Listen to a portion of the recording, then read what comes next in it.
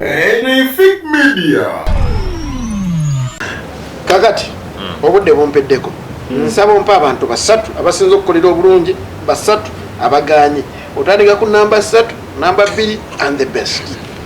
ne nsaba osooke kumpa basatu abaganye tusooka n'asinze nze ngenda kusooka n'abaganye of course nze omuntu asoose okugaana mu Uganda muno ye gavumenti ya Mwai Museveni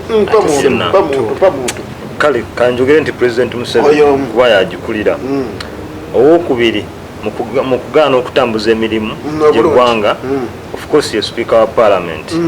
ebadde yakibogwa ennyo nyonyonya ekisembyeyo ekisembeddeyo ddala ekyokusatu oba owokusatu nja kuloozamu nti kanjogere nti akulira ekitongole kya poliisi kubanga mu mwaka guno mwennyini mwe tulabidde ekisookera ddala nga poliisi eremedde okuuma bannansi kyekimu ekyokubiri nga poliisi zirumbibwa ne zittibwa kitegeeza nedda njagala kulaga nga poliisi n'amagye ate byenyigidde nnyo mu kuwambapresident Kaguta Museveni alemeddwa wadde yagenda mu Amerika gye wagendera bamukwata jeeki right honorable Anita Amongi kyakubiri Among kyakubiri then ne Omo abasinze okukolera obulungi abasinze okunkolera obulungi mwaka guno mu byobufuzi by'eggwanga of course tosobola butayogera ku honorable Semujju Nganda number 1 atukoledde bulungi nnyo naddala okwongera okuteekawo light mu parliament eyo number 2 owokubiri honorable Joel Senyonyi Kosase y'omu ku babaka abakoledde ddala omulimu ogusemberayo ddala obulungi number 3 mu mbeera ya parliament y'emu nze tewali mubaka asinze kunkolera nga honorable Zaake Butebi Francis kubanga ati ze nzijja kubanga mu mbeera nga eggwanga litambuzibwa nga bwe litambuzibwa kati nga enfuga ey'amateeka tegobererwa tusuubira nti omubaka yenna anaabeera nga behavinga mu mbeera erinomu kubanga ffenna abali wano tutudde ffenna tukkaanya nti ekiwamba abantu kibadde kinene nnyo mu ggwanga kyokka ate mu mbeera y'emu nga kyetobeseemu n'okusibira abantu obwereere detentions naye ye mubaka yekka mwana watte yavaayo n'akifrontinga ne ku fulo ya parliament nga tafuddeeyo oba n'omulimu gwe guteekebwa mu lusuku namba emu abadde Francis Zaake Butebi namba 2 Joel Sonyonyi and namba 3 omubaka Semujju Ibrahim Nganda by the way nze namba 1 wange otandise na kisebo ndiku abasinze okugaana asinze okugaana abanda n'abampuliriza bamuyita Janet Kataha Museveni oyo minisita w'ebyenjigiriza oyo nandikanyiza naawe naye nedda siteekebwa kubeera nga nzikanya naawe kugambe bwerumbadde nandyagadde okuwagira naye nedda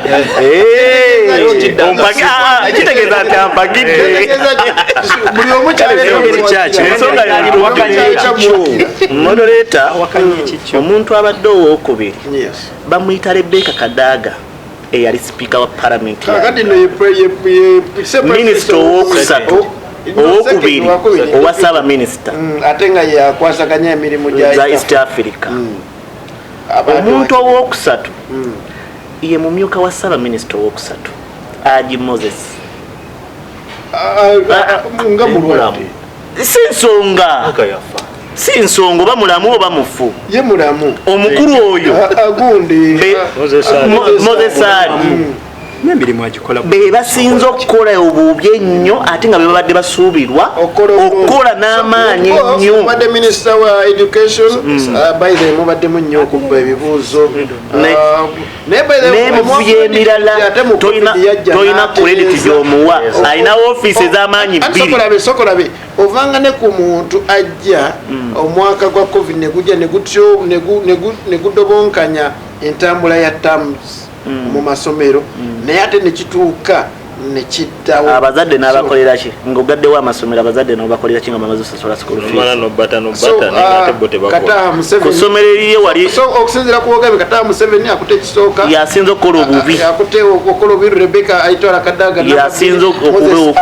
owokusatu abasinze okukolera obulungi ntandike n'asinze oba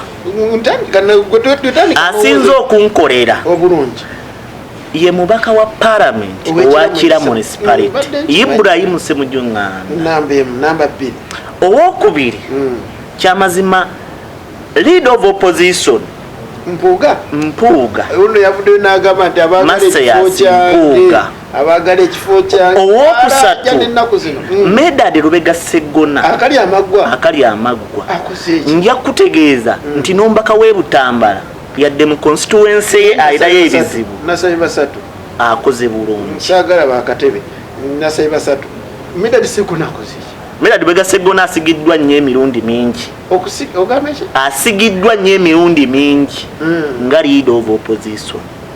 era bingi byabadde akolako nga leader of opposition nga Masaya Simpuuga baavaawo amusigira obuvunaanyizibwa noleka gyolesa ennyonyo wakosa sente talina kyakoze okuleka okubba ssente nga bamusindika ebweru okubaako byalambula gyolesa ennyonyo talina be yabba obukadde 5 ku kisawo ky'ennyonyi ente okunoonyereza bamuwa obukadde 5 natalabako kyayogera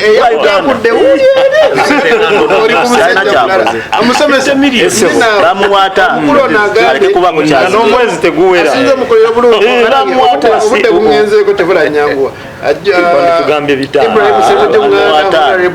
akuta ekifo ekisooka akuta ekifo ekyokubiri adde Mataya Simpuuga asamba akuta ekifo ekyokusatu ye Medad Lubega Sseggona akali amaggo abasinza okukolera obubi bo of course bakoze amawulire mutuufu ne bakongojja n'okongojja asooka of course tujja kwogera ku honorable Zaake Katemba abadde muyitirivu nnyo empisa bannange empisa yabadde nga alowooza bw'anaakola effujjo lyabadde akola be bantu omuwulira abantu bakyayi mu kyalo namba 2 tuba twalina munnaffe mu biseera by'akalulu masannyalaze nze nyiza obutaba mubaka wa parliament nempa kubanga position gyalimu yali ya district woku district oyo nejyagenda yateekawo embeera ndayagera sha wa nawaga bano nawaga yamala okugiraga nga lwaki simmanyi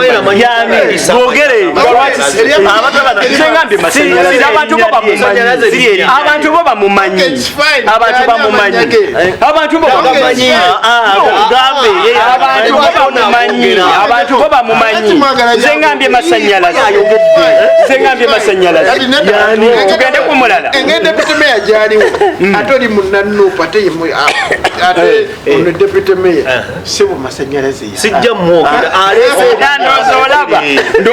kuba luli bwe twamwogera sijja kusomesa munange bamalaku bwe nayogera amannya ge ku luli bamala kumpa security olw'ensonga baŋŋamba lwaki oyogedde amanya no kakati basuubiza bannayuganda bingi nnyo naye bambi bwe bamuwa akalulu yadduka misinde nagira bwati naye bambi yadduka tetumanya gye yalaga oyo yavumbera n'agenda maaso kati tetujja kwerabira era Katemba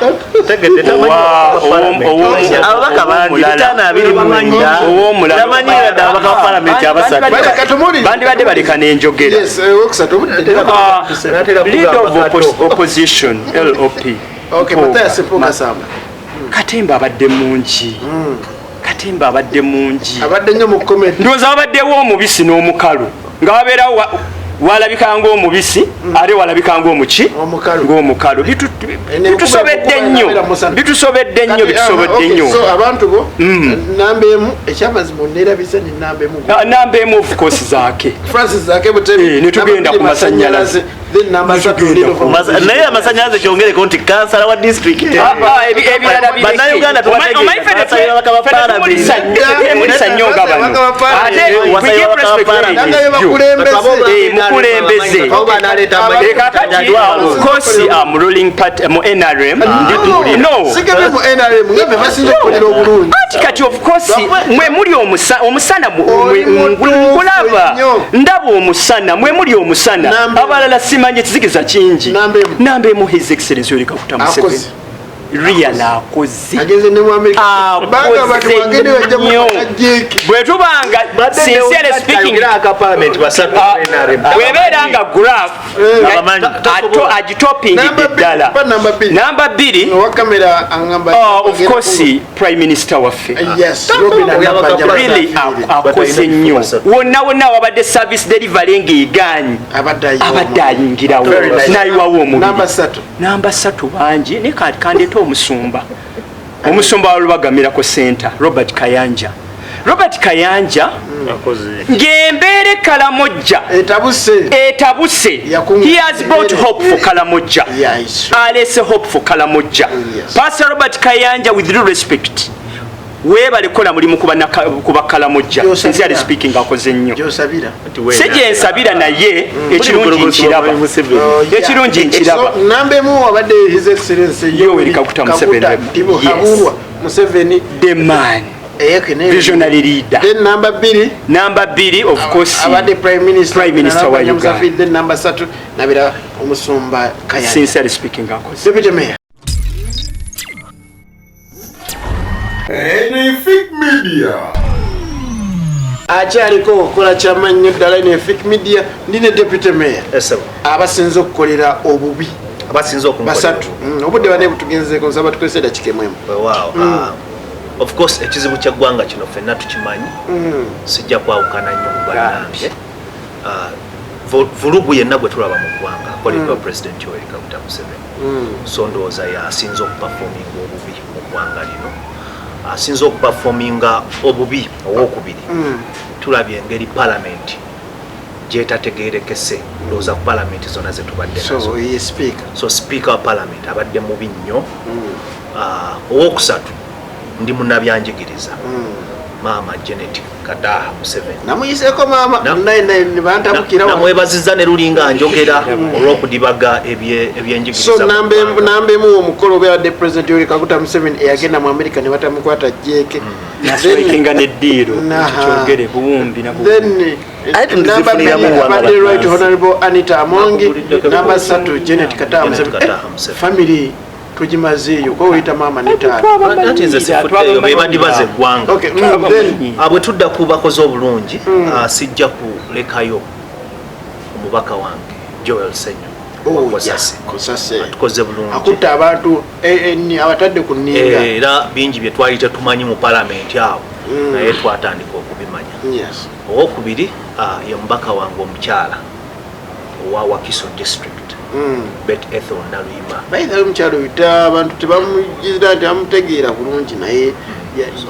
abadde mukyala w'amaanyi nnyo ku floor ya parliament era y'omu kuba kulidde omumuli okulwanira local government okulaba nga ziddizibwa obuyinza bwazo kyetumanyi nti local government bwe zinaafuna obuyinza bwazo service delivery ejja kubeera nnungi nnyo eri abantu namba 3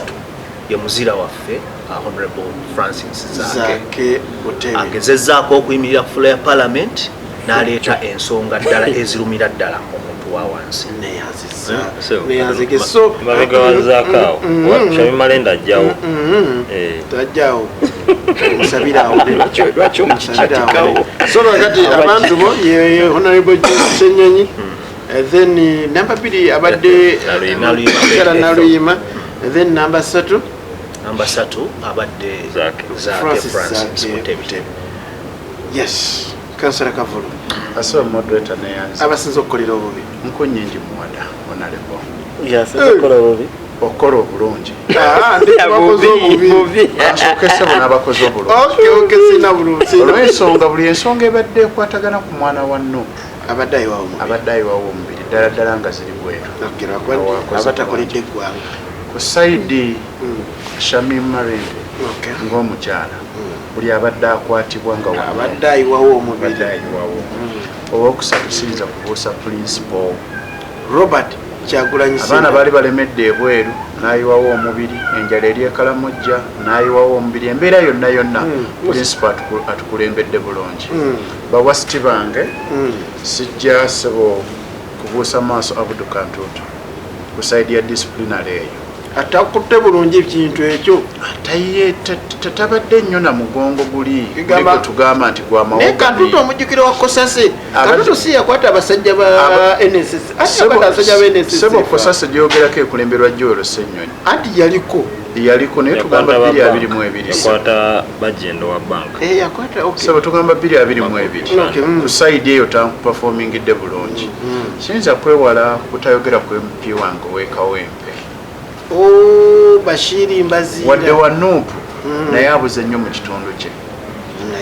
ng'omusajja omuganda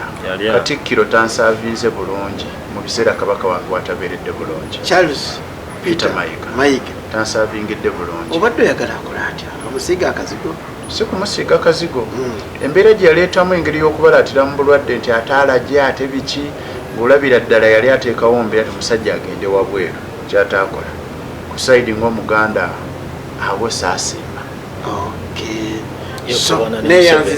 neyanzege nekenzijukidde nti ne speaker wa parliament y'eggwanga Uganda yasooka okufa ng'ali mu ntebe yali manya tawika kamyu nga waliwo yafiiriddwa ente yasooka nti okufiira mu parliament ng'afudde ki obadde onoonya ba best ng'afudde ki tubulire nti yafa kidde wano atubulire taata we yatugamba yafa butwa Haji Sebulondo yafa yali investor mu ggwanga nga oyogedde njagala kumaliriza abantu abasinze omukolera obubi kati tugamba abo nolekayo tuseka n'omuzaata batte yali akutte ensi aboogedde bonna no andi sibazeemu kitegeeza mba sibafunye bulungi asinze okukolera obubi abadde Abdul Kantuutu then Charles Peter Mayiga Bashir Mbazira neyanzege byonno bye bimu ku bibadde mu Uganda abakulembeze ab'enjawulo ndowooza buli omu gwe tuleese mu kulembeze kuba wali wayeta Pastor Kayanja naye musumba ayina endiga ze zakola ki zasumba zanyagulula omusajja alangirira omusabira nasaba kyenda lwaki oyagala okwogera abadde talina kwogerwa nako nga twogera ku bannabyabulize bulungi wobanga owulira essaala ogyetaaga gwayo emitwalo 5 akusabire gwobanga owulira osobola okwesanebawayo kyonnamasabo bagenda moduleta kyogerekoleberwa kati bwetuleeta ekya pasita President Museveni yakulembera abasawo abamusamira mu mwaka guno mwetulabidde obubbi n'obulyake nga minisitule y'ebyenjigiriza baganya ojjongera ssente ne minisitule y'ebyobulamu nga byebikwatiridde eggwanga Kampala ne Buganda we wasinga okuva omusolo omungi naye enguudo zonna nfu n'amalwaliro na buli kimu tubeebaza mwebale nnyo okulibaga eggwanga lyaffe Mukama Katonda akunkuumira Hassan Musa yali ku kamera Tamale Henry wamu ne Musa Muto mubire bulungi